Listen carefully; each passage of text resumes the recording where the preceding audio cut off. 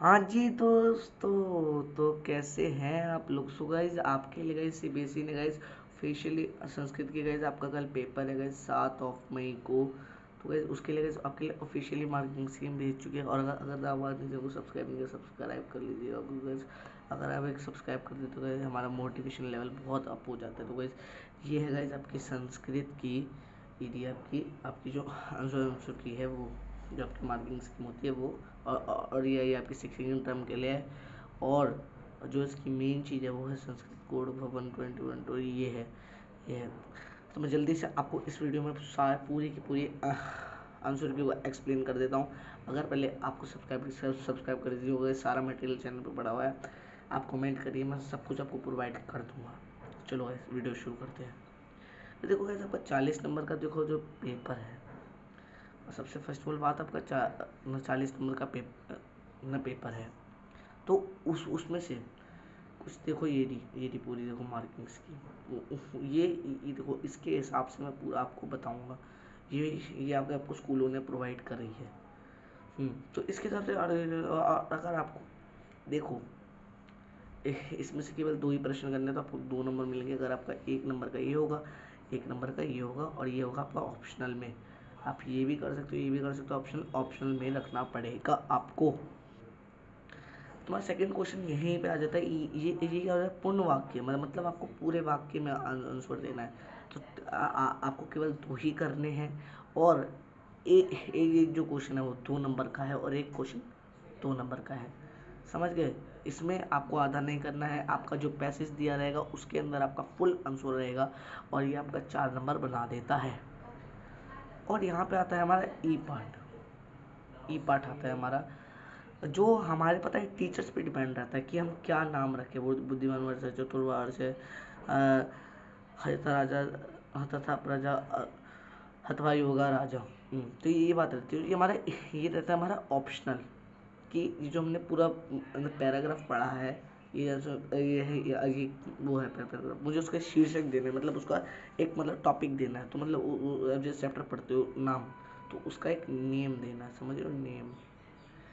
ये बात है। चलो जी, यहाँ पे आपको 1 नंबर मिल जाएगा। 1 नंबर के लिए ज़्यादा लड़ाई वड़ाई नहीं करनी, कुछ भी रख सकते हो।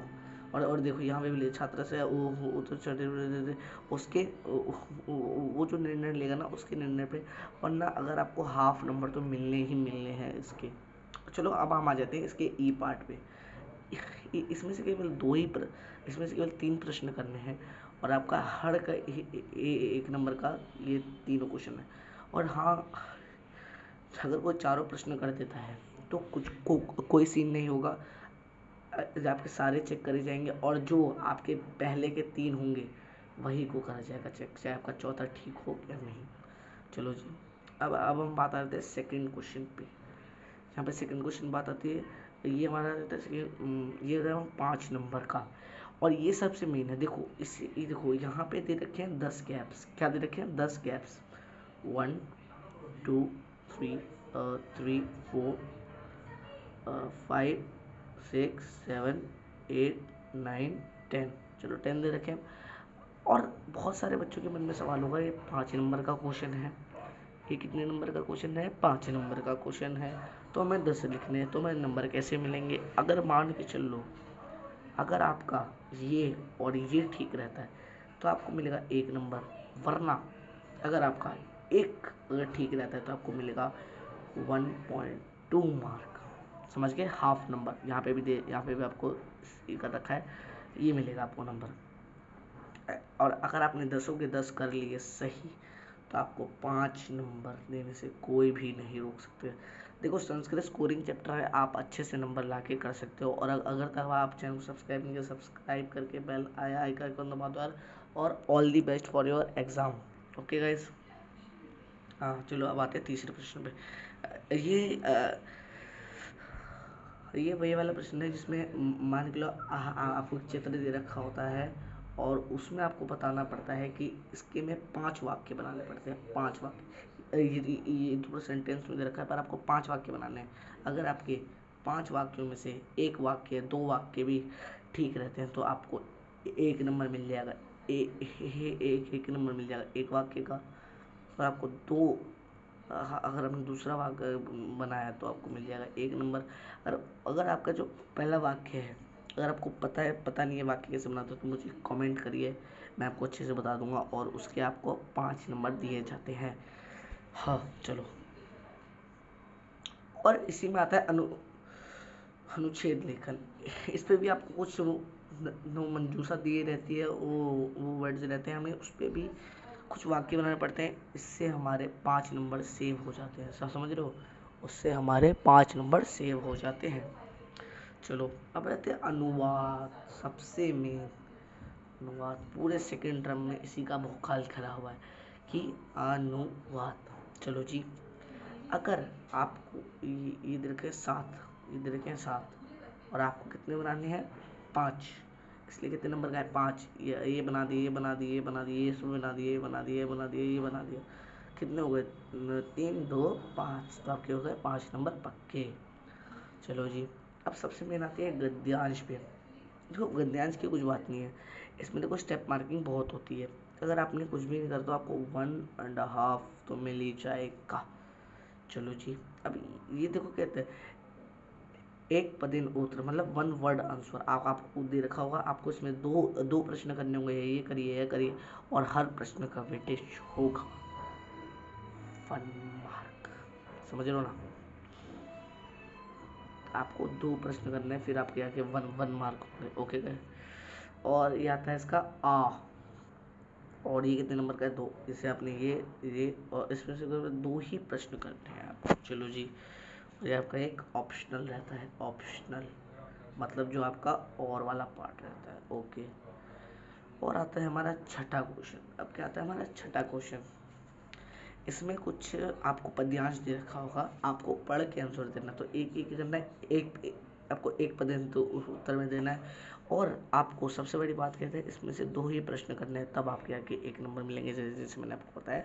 और अगर आपका जब आहा वाले पार्ट में आता है तो पूर्ण वाक्य उत्क्रांति, इसमें भी आपको केवल 2 ही प्रश्न करने हैं। समझ गए? फिर आपके आगे 2 नंबर बन जाएंगे, तो ये 3 नंबर आपके कंफर्म हो जाएंगे। चलो जी, अभी आते हैं अब अब हम आते हैं यहाँ पे 7 पे।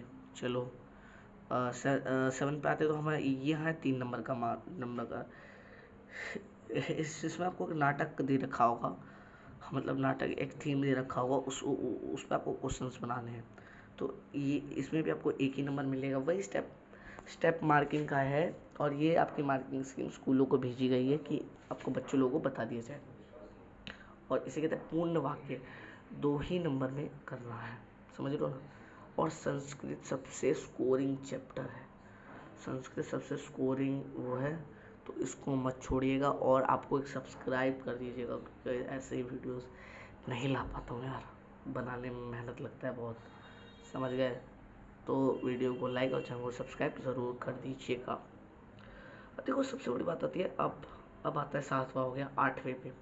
8वां में बहुत मेन है, आपको एक मंजूषा दे रखी होगी, जैसे यहाँ पे आपकी मंजूषा है, एक कुछ वर्ड लिखे हुए हैं, फिर आपको उसका अन्वय बताना है। अन्वय से पुत्र, आपको एक वाक्य भी दे रखा होगा, और उसमें आपको मंजूषा में से छाट कर आपको एक बताना है वर्ड्स।